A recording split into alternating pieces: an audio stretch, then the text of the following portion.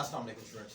आज मैं जो टॉपिक डिफाइन कर रहा हूँ वो है तमाम पार्ट ऑफ स्पीच को हम एक लेक्चर में मैं डिफाइन करूंगा। इससे पहले मैं तमाम part of speech like noun, pronoun, verb, adverb, adjective, preposition, conjunction, article की एक एक टाइप को सेपरेटली अपने यूट्यूब चैनल सैयद अली रजा काज़मी पर डिफाइन कर चुका हूँ। अगर वो आप देखना चाह रहे हैं तो मेरे चैनल पर जाएं, उसकी प्लेलिस्ट पे क्लिक करें और पार्ट ऑफ स्पीच पे क्लिक करें। सैयद अली रजा काज़मी चैनल का नाम है, लिंक आपके सामने मौजूद है। इसकी प्लेलिस्ट में चले जाएं और पार्ट ऑफ स्पीच का कॉलम है उसको क्लिक करें, आप देख सकते हैं। लेकिन आज जो मैं डिफाइन करूंगा, मेरी कोशिश है कि एक ही लेक्चर में अगर किसी को इतना ज्यादा नहीं आती है एडवांस इंग्लिश, तो कम से कम ये मोटी सी चीजें एक एक लाइन में याद कर ले।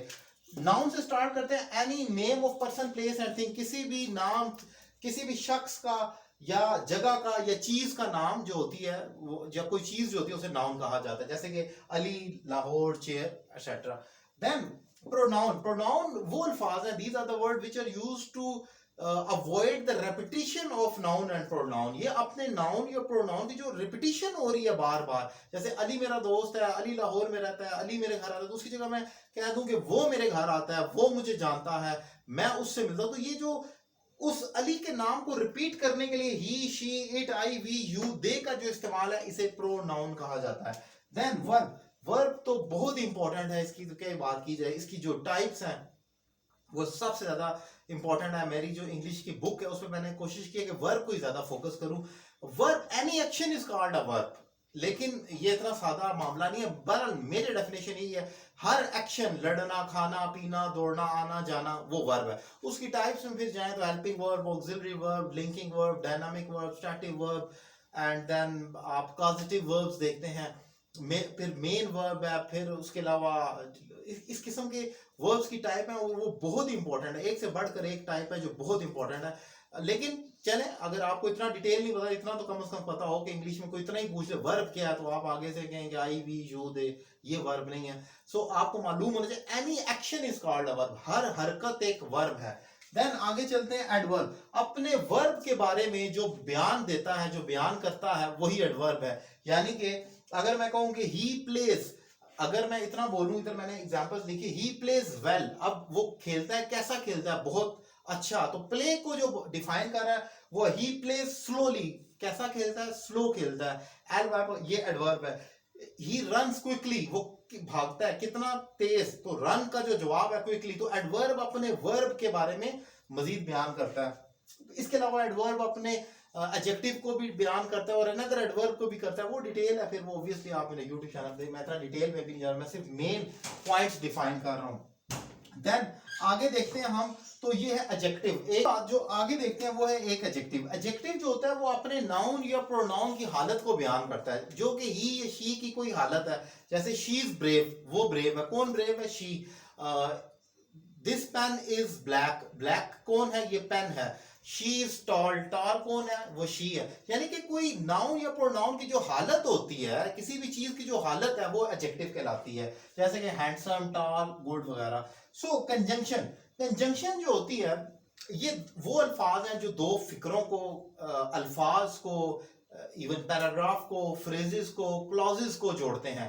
Conjunction are the word basically which join two verbs like two sentences, clauses, phrases और even words, जो ऐसे अल्फाज को जोड़ होते हैं। For example and, but, because.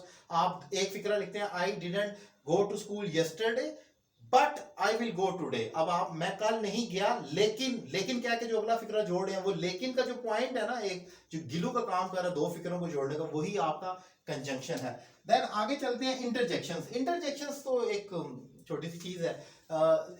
बाज अल्फाज इंग्लिश में अल्फाज नहीं होते, साउंड्स होते हैं। हम अभी उर्दू में भी जब बात करते हैं तो हम बाज अल्फाज नहीं बोलते, साउंड्स है। मतलब मुझे यहाँ पर कुछ चुप जाए, मैं फिर ओह आउच, ये आवाज निकाली, ये कोई वर्ड नहीं है।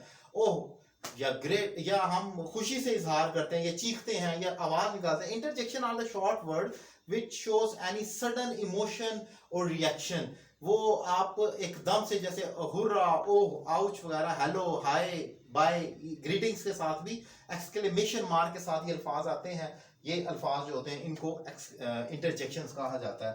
देन प्रेपोजिशन, ये बहुत इंपॉर्टेंट है। Preposition are the short words like in, on, at, from, by. They show basically place, direction and time of a noun and pronoun. ये अपने नाउन या प्रोनाउन की टाइम, प्लेस या डायरेक्शन को show करते हैं। फॉर एग्जाम्पल अगर मैं यहाँ पर लिखूं, जैसे मैं कहता हूँ the book is on the table, तो यहाँ पर बुक के बारे में जो चीज हमें बता रही है, बुक कहां पर है, ऑन द टेबल, ये ऑन अपने बुक के बारे में बता रहा है। I will come on Monday, मैं आऊंगा, प्रोनाउन आएगा कब, ऑन मंडे, तो ऑन का लफ्ज अपने प्रोनाउन का टाइम बता रहा है। तो ये वो अल्फाज हैं इन, ऑन, एट, फ्रॉम, बाय, जो अपने नाउन या प्रोनाउन की प्लेस, डायरेक्शन या टाइम को शो करते हैं कि वो किस जगह पर है, किस जगह जा रही है, या क्या होगा, या कोई चीज किस सरफेस के ऊपर है। तो ये वो अल्फाज है।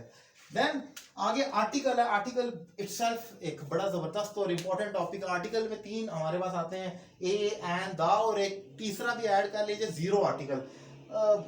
ए अकेले के लिए इस्तेमाल होता है, एन जब वॉवल की साउंड हो, वॉवल ना हो बल्कि उसकी साउंड हो, तो उसके साथ एन आता है। जैसे ए, ई, आई, ओ, यू की जो साउंड क्रिएट करते हैं अल्फाज, उनके साथ आपने एन लगाना है। दा तो ऑब्वियसली डेफिनेट आर्टिकल है। दा कहाँ कहाँ आता है ये तो डिटेल में ही बयान हो सकता है, लेकिन इंपॉर्टेंट एक अगर मैं लाइन में कहूँ तो मैं ये कह सकता हूँ, जब कोई चीज रीडर को पहले मालूम नहीं है तो उसके साथ आ आएगा, लेकिन दूसरी दफा जब उसी चीज का जिक्र हो तो दा होगा। For example I am looking, या the police is looking for a girl, police को एक लड़की की तलाश है। The girl is 16 year old, जो लड़की है उसकी 16 साल। तो पहली दफा जब वो उस लड़की का जिक्र करेगा तो आ गर्ल कहना है, और फुल स्टॉप के बाद दोबारा जब उसी को गर्ल का जिक्र करना है तो दा गर्ल कहना। तो ये है। उसके बाद जीरो आर्टिकल एक ऐसी चीज है जहां पर कोई भी आर्टिकल नहीं आना, ए एंड द, वो भी बड़ा इंपॉर्टेंट है, मैं अपने चैनल पर डिफाइन कर चुका हूं। सो मैंने क्या किया है कि बहुत प्रिसाइज कर कर सारी पार्ट ऑफ स्पीच जिस पर कितनी बुक्स लिखी जा चुकी हैं उसको मैंने एक 3-4 मिनट के टॉपिक के अंदर डिफाइन किया। अगर आपको ज्यादा नहीं होता, कम से कम इतनी जहमत जरूर कर लें कि ये तमाम टॉपिक इसी वेरिएशन के साथ जैसे मैंने आपको सुनाए हैं, इसे क्रैम कर लें, याद कर लें। इसकी डिटेल अंदर बहुत सारी है, लेकिन अगर वो नहीं आती, something is better than nothing, तो कम से कम इतना आना तो लाजमी है।